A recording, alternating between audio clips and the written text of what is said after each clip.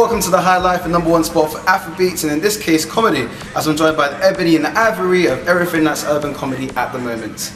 Is that worth a few laughs, guys? That was pretty cool.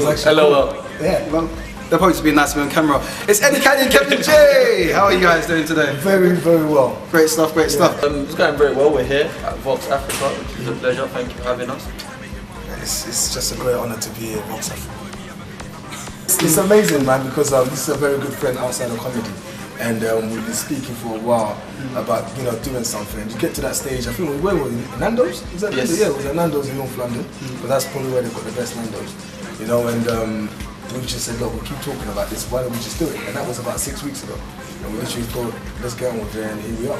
The whole idea is obviously for us to be able to double our fan base, and I wouldn't call this a night to test it out, because we know our potential, we know how we are together and the ideas that we've got. So hopefully this will be the birth of something bigger, and a brand for the future as well. Now, you've been in the comedy game for quite a while. How do you see Afro comedy changing within the UK?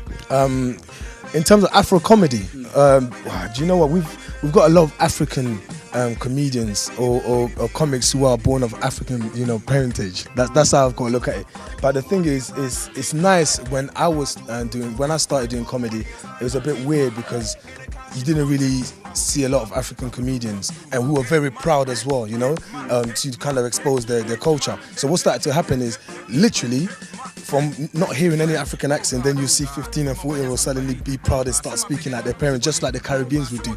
And that was my fuel to keep providing the same type of comedy, because I realized that I was able to bring in an audience that would never come out to comedy shows. So now we've got to that stage where there's a few more comics that are out there, and more importantly, we've got people that are outside of the African culture, like Kevin, who has embraced that angle of comedy as well. Kevin can go on and perform in front of a Caribbean audience, and they will love it because he can relate to them. Same as an African audience, same as a white audience. So it's just nice to be able to know that it hasn't just stopped at us, but it's gone on to different cultures.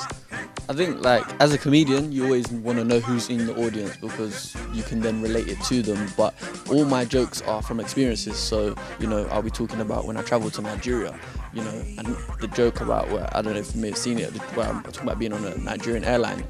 And I basically just talk about the comedy within that. And I've done that to a predominantly white audience. And the fact that it's funny, they found it funny. So, when a joke's funny, it doesn't really matter what culture you're telling it to. Obviously, I can't start speaking in Yoruba because they're not going to understand. But the actual idea of the joke is still there. So I know what to say, but I don't know what I mean.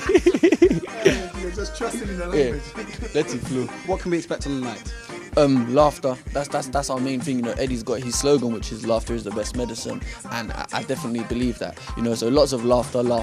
And one thing with me and Eddie is, more than comedians, we don't mind taking the mick out of ourselves. We don't mind the joke being on us, so we're willing to come out and make ourselves look stupid. We'll expose not fully, please now. I have secrets.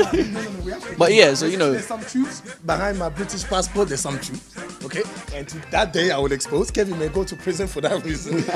But what I'm saying is, that day I will expose. No, but it's gonna be a lot of laughter, and I think people like it when you can take the mickey out of yourself. It's the best feeling because everyone can relate to being in that situation, and it's like, oh my goodness, you know what? I was in a situation. I didn't want to talk about it before, but it's actually funny, and it happens to everyone else as well. So and it's nice because we're gonna have our family there.